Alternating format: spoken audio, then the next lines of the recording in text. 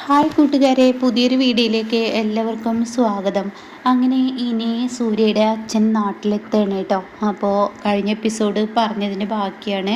അങ്ങനെ ഈ സമയം സൂര്യ പറയുന്നുണ്ട്, ഇനി CEO പോസ്റ്റ് നന്ദിനിക്ക്, അതായത് പത്മ മേഡം ഇതുവരെ ഇരുന്ന കസേര ഇനി നന്ദിനിയാണ്. എടാ, ഈ ABCD പോലും നല്ലവണ്ണം ചെല്ലാത്ത ഇവള് ഈ CEO പോസ്റ്റിൽ ഇരുന്ന് കഴിഞ്ഞാൽ തീർച്ചയായും എന്താണ് സംഭവിക്കുക? ഈ കമ്പനി തകരും.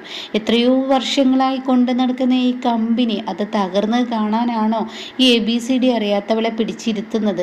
അപ്പോൾ ഉടൻ തന്നെ സൂര്യ പറയണേ, ഞാനൊരു കാര്യം ചോദിക്കട്ടെ, ഉപ്പും മുളകും തിരിച്ചറിയാൻ കഴിവില്ലാത്ത നിങ്ങൾ ഇനി കുറച്ച് ദിവസം അടുക്കളയിൽ ചെന്നിരിക്കെ അതെന്താണെന്ന് തിരിച്ചറിയൂ. അതുപോലെ തന്നെ നന്ദിനിയും ഇവിടുത്തെ നിങ്ങൾ ഈ പുച്ഛിച്ച ABCD അറിയാത്ത കാര്യങ്ങളൊക്കെ ഒന്ന് വായിക്കട്ടെ, ഒന്ന് പഠിക്കട്ടെ. അങ്ങനെ എരിവും പുളിയും പരീക്ഷണം നടത്തുന്നത് പോലെ കമ്പനി പരീക്ഷണം നടത്താൻ പറ്റത്തില്ല എന്ന് പത്മ പറയണേ. അപ്പോൾ ആ സമയം സൂര്യ പറയണം, ആർക്ക് വേണം നിങ്ങളുടെ പറ്റത്തില്ല എന്നുള്ള ആ ഒരു വാക്ക്? ഇവിടെ പറ്റത്തില്ല എന്നുള്ള വാക്കൊന്നുമല്ല, ഇവിടെ സൂര്യ ചെയ്യാൻ പോവാണ്, ചെയ്ത് കാണിക്കുകയാണ്. 24 മണിക്കൂറും ഈ സാമ്രാജ്യം മുഴുവൻ ഞാനാണ് കീഴിലാക്കിയത്, എന്നെ കൊണ്ടേ കഴിയത്തുള്ളൂ, വേറെ ആരെ കൊണ്ടും കഴിയത്തില്ല എന്ന് നിങ്ങൾ എപ്പോഴും പുച്ഛിച്ച് പറയുന്ന ഈ വാക്കുണ്ടല്ലോ, അതെനിക്ക് തിരുത്തണം. ബിസിനസ്സിലെ മഹാറാണിയാണ് ഞാനെന്ന് നിങ്ങൾ ആവർത്തിച്ച് പറയുന്നുണ്ടല്ലോ, അതൊക്കെ എനിക്ക് തിരുത്തണം. എന്നിട്ട് ബിസിനസ്സിലെ മഹാറാണി എന്നല്ല, അതിലും വലിയൊരു വാക്കുണ്ടെങ്കിൽ അത് നന്ദിനിയാണെന്ന് ഞാൻ പറയിപ്പിക്കും. ഓഹോ, അപ്പം നീ പത്മയെ വെല്ലുവിളിക്കുകയാണ്. വെല്ലുവിളിച്ചതല്ല, അതിക്കു മേലെയാണെങ്കിൽ അതിക്കു മേലെ. നിങ്ങളൊന്ന് അടുക്കളയിൽ കുറച്ച് ദിവസം നിൽക്ക്. അവിടെ നിൽക്കുമ്പോൾ നിങ്ങൾക്കറിയാം അതിൻ്റെ ബുദ്ധിമുട്ട് എന്താണെന്ന്. അതുപോലെ നന്ദിനി ഈ CEO പോസ്റ്റിൽ ഇരിക്കട്ടെ. അപ്പം അച്ഛാ, ഈ പവർ ഓഫ് പെട്ടോണി ഫുള്ളായിട്ട് നന്ദിനിയുടെ പേരിൽ എഴുതി വെക്കാനുള്ള ആ ഒരു നടപടി ഞാൻ ചെയ്തിരിക്കുന്നു. അച്ഛൻ ഇതിലൊന്ന് ഒപ്പിട്ട് തന്നാൽ മതി. അതേസമയം പത്മ പറയണത് ചെയ്തു കൊടുക്കരുത് എന്ന് പറയണട്ടോ. ഇത് കേട്ട ഉടനെ, അച്ഛാ ചെയ്തില്ലെങ്കിൽ പിന്നെ എൻ്റെ തീരുമാനം വലുതായിരിക്കും. എന്തിനും ഏതിനും എൻ്റെ അച്ഛൻ്റെ വാക്കുകൾക്കാണ് ഞാൻ വില കൊടുക്കുന്നത്. അച്ഛൻ്റെ വാക്കുകൾ വില കൊടുത്തതിന് ശേഷമാണ് ബാക്കിയുള്ള കാര്യങ്ങൾ ഞാൻ ചെയ്യുക. അങ്ങനെയുള്ള എൻ്റെ വാക്കുകൾ അച്ഛൻ കേൾക്കുന്നില്ല എങ്കിൽ ആ വാക്ക് എനിക്ക് നിരസിച്ച് വേറൊരു വഴിയിലൊക്കെ പോകേണ്ടി വരുമെന്ന് പറയുന്നു കേട്ടോ. ഇതങ്ങ് കേൾക്കുന്നതിനോടുകൂടി ഉടൻ തന്നെ പത്മേ, ഇവിടെ ഇപ്പോൾ ഒരു പ്രശ്നം ഉണ്ടാക്കണ്ട. അല്ലെങ്കിൽ മനുഷ്യ, നിങ്ങൾ ഏത് സമയം ഇവൻ്റെ കൂടെയാണ്, നിങ്ങൾ എന്താ ചെയ്യുക എന്ന് പറഞ്ഞിട്ട് പത്മ അവിടെ നിന്ന് പോവുകയാണ് കേട്ടോ. എന്നാൽ ഈ സമയം നന്ദിനി പറയണ, സൂര്യ സാർ വെറുതെ ഇവിടെ ഒരു വഴക്ക്. ഞാനും നീയും ഒരു മനസ്സും ഒരു ശരീരവുമായി പോവുകയാണ്. രണ്ട് എന്നുള്ള ആ ഒരു ഇത് ഇനി ഇല്ല.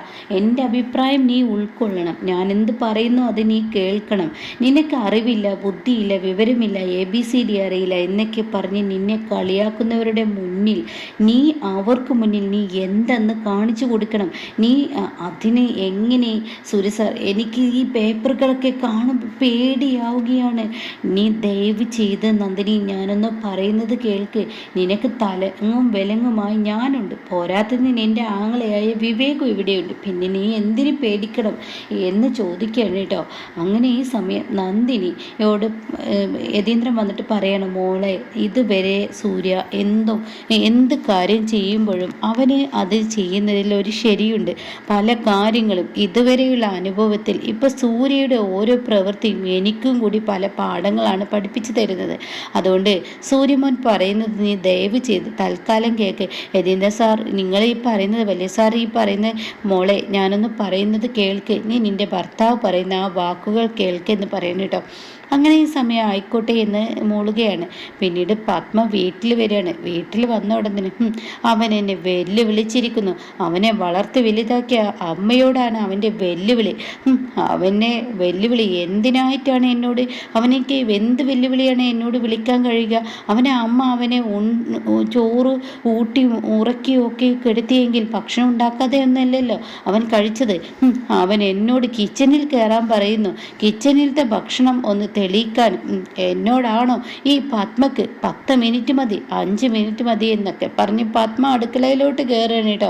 ഇതേ സമയം അങ്ങോട്ടേക്ക് പെട്ടെന്ന് വേദ എത്തുകയാണ്. അപ്പോൾ വേദ പറയണേ, എന്തിനാ അമ്മ അടുക്കളയിൽ കയറുന്നത്? അമ്മ വെറുതെ കയറണ്ട. അപ്പോഴേക്കും വേദക്ക് നന്നായി ഓർമ്മയുണ്ട് അമ്മ പണ്ടുണ്ടാക്കി തന്ന ഭക്ഷണത്തെക്കുറിച്ച്. അതുകൊണ്ട് അത് ഉണ്ടാക്കാതിരിക്കുക തന്നെ നല്ലത്. അപ്പോഴേക്കും ഇന്ദ്രജ എത്താണ്. ഇന്ദ്രജ എന്താന്ന് ചോദിക്കുകയാണ്. അമ്മ അടുക്കളയിൽ കയറുകയാണത്രേ. ഇനി അടുക്കളയിലാണത്രേ അമ്മയുടെ ജോലി. നന്ദിനി CO പോസ്റ്റിൽ. എന്താ അമ്മ ഈ പറയുന്നത്? നന്ദിനിയെ CO പോസ്റ്റിൽ ഇരുത്ത് അമ്മ ഈ കരിയും പുകയും മറ്റുള്ളവരുടെ ഇച്ചിൽ ഉള്ള പാത്രങ്ങളും കഴുകാൻ നിൽക്കുകയാണ്. അല്ല, എൻ്റെ മകൻ എന്നെ വെല്ലുവിളിച്ചിരിക്കുകയാണ്. അവന് കാണിച്ചു കൊടുക്കണം. ഒരു ദിവസത്തിനുള്ളിൽ ഈ പത്മക്ക് അടുക്കള എന്ന് പറയുന്നത് നിസ്സാരമാണെന്ന് ഞാൻ അവന് മുന്നേ കാണിച്ചു കൊടുക്കും. അത് കേട്ടെടുത്തന്നെ വേദം, ഒരു ദിവസമല്ല ഒരു ആയുസ് മുഴുവൻ ഇരുന്നാലും എൻ്റെ അമ്മേ, നിങ്ങൾക്ക് ഭക്ഷണം ഉണ്ടാക്കാൻ അറിയത്തില്ല. നിങ്ങളുടെ ഭക്ഷണം ഒന്നും ഒരു ടേസ്റ്റ് ഇല്ല. സത്യം പറയാലോ, ഈ ഡീലുകൾ എന്നെ ഇപ്പോൾ ഉറപ്പിക്കുന്നതും കമ്പനിക്ക് പുതിയ പുതിയ ഡീല് വരുന്നതും ഈ പറയുന്ന നന്ദിനി കാരണമാണ്. അവളുടെ ഭക്ഷണം അപാര രുചിയാണ്. ഒപ്പിടാൻ ഇവിടെ ആരെങ്കിലുമൊക്കെ വരും. അവരവളുടെ ഭക്ഷണം കഴിച്ചാൽ പിന്നീട് അതിന് അഡിക്റ്റ് ആയതുപോലെയാണ്. അപ്പോൾ ഇന്ദ്രജ പറയണം, ഒന്നും മിണ്ടാതിരിക്കടി.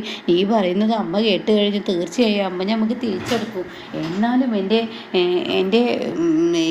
ചേച്ചി ഈ ഒരു കാര്യം ചെയ്യുന്നത് എനിക്ക് ഇഷ്ടപ്പെടുന്നില്ല, എനിക്ക് പറ്റുന്നില്ല. എന്തിനാ അമ്മ അടുക്കളയിൽ കയറുന്നത്? അമ്മക്ക് ആ ജോലി. എന്നാലും ആ പീറ പെണ്ണ് CO പോസ്റ്റിൽ, ഞാൻ പോലും CO പോസ്റ്റിൽ ഇന്നേ വരെ ഇരുന്നിട്ടില്ല, എന്നിട്ടാണ് എന്നൊക്കെ പറഞ്ഞിട്ട് വേദ സംസാരിക്കുകയാണ് കേട്ടോ. അപ്പോൾ അമ്മയെ നമുക്ക് എരിപിരി കേട്ടാടി എന്ന് പറയാൻ കേട്ടോ. എന്നാൽ ഈ സമയം അമ്മയെ എരിപിരി കേറ്റാം എന്നൊക്കെ പറയെങ്കിലും കൂടിയിട്ട് ആ വാക്കുകൾ പത്മ എടുക്കുന്നില്ല. പത്മ അടുക്കളയിലോട്ട് കയറി തുടങ്ങിയിരിക്കുകയാണ്. രസമെന്ന് പറഞ്ഞിട്ട് എന്തോ ഒരു രസം ഉണ്ടാക്കി വെച്ചിരിക്കുന്നു. പിന്നീട് വേറെന്തോ പറഞ്ഞ് അതും ഉണ്ടാക്കി വെച്ചിരിക്കുന്നു. അങ്ങനെ ആരും കേൾക്കാത്ത ഓരോരോ പേരുകളും ഇട്ടിരിക്കുന്നു. അങ്ങനെ എല്ലാവരും ഭക്ഷണം കഴിക്കാൻ എത്തുകയാണ്. എല്ലാവരും ടേബിളിൽ ഇരിക്കുകയാണ്. സൂര്യയും വന്നിരിക്കുന്നു. അങ്ങനെ പത്മയാണെങ്കിലോ ഭക്ഷണങ്ങൾ വിളമ്പി തുടങ്ങുകയാണ്. അയ്യോ, മൂക്കിലോട്ട് ഒരുമാതിരി സ്മെല്ലാണല്ലോ എന്ന് വിജയ് പറയുന്നു. അപ്പോഴേക്കും ഇന്ദ്രജ പറയണം, മിണ്ടാതിരുന്ന് കഴിച്ചോടുക. അതിൽ കുറ്റങ്ങളും ഉണ്ടെങ്കിൽ ഒന്നും പറയാൻ നിൽക്കേണ്ട. അങ്ങനെ ഓരോരുത്തർക്കായി ഭക്ഷണം വിളമ്പുമ്പോൾ ഉടൻ തന്നെ പത്മ വരുന്നത് കണ്ട ഉടൻ തന്നെ നന്ദിനിയെ പിടിച്ചിരുത്തുക. എന്നാലും കൂടി തൻ്റെ മകനോട് പോര് വിളിക്കുന്ന തോറും താനാണ് തോൽക്കുന്നതെന്ന് മനസ്സിലാക്കിയ പത്മ, അവന് ഇരുത്തട്ടെ, എന്തായാലും എൻ്റെ ഭക്ഷണം കഴിക്കട്ടെ. ചിലവന്മാർക്കൊക്കെ ഉണ്ട് ഇവിടെ ഒരു തോന്നൽ എന്ന് പറഞ്ഞിട്ട് യതീന്ദ്രനോടും പത്മ സംസാരിക്കുന്നത് പോലെ, അതായത് നന്ദിനിയും ഈ പറയുന്ന സൂര്യയും കേൾക്കാൻ വേണ്ടി ചിലവന്മാർക്കൊക്കെ ഒരു തോന്നലുണ്ട് ഈ അടുക്കള എന്ന് പറയുന്നത് എന്തൊരു മഹാസംഭവമാണെന്ന്. അതിൽ കയറി ആർക്കും ഉണ്ടാക്കാവുന്ന കാര്യമുള്ള ഒരു ഭക്ഷണം, ഒരു കൊച്ചു കുഞ്ഞിന് പോലും ഒരു മല്ലിയും മുളകും മഞ്ഞളും ഉപ്പും എരിവും പുളിയൊക്കെ അനുസരിച്ച് ഭക്ഷണം ഉണ്ടാക്കുന്ന അത്ര വലിയ കാര്യം എന്നൊക്കെ പറഞ്ഞിട്ടങ്ങ് ഭക്ഷണം ഇവർക്ക് വിളമ്പി കൊടുക്കുക കേട്ടോ. അങ്ങനെ ഓരോരുത്തരായി വായിൽ വെക്കുന്നതും അവർ തുപ്പൊന്നുമില്ല, കഴിക്കുന്നുമില്ല.